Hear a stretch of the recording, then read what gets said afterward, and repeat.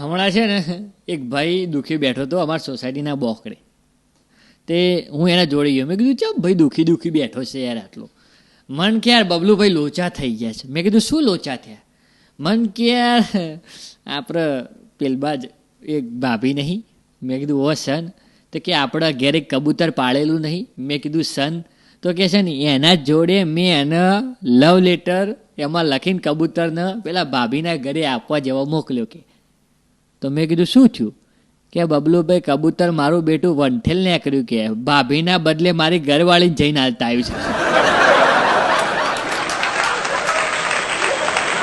હવે કે ઘરવાળી મને ખોળે છે ને હું પેલા વંઠેલ કબૂતરને ખોડું છું. કબૂતર મારા હાથમાં આવે એમ નહીં કે હું મારા ઘરવાળીના હાથમાં આવું નહીં હાલ. બાકી બધાનું હાલ ધુલાઈ થાય છે. મેં કીધું કબૂતરને દોણા રોજ કોણ ખવડાવતું હતું? તું ખવડાવતો તો તાર ઘરવાળી ખવડાવતી કે મારી ઘરવાળી ખવડાવતી? મેં કીધું એટલે જ એને જઈને હાલ લાવી તને વફાદાર છે.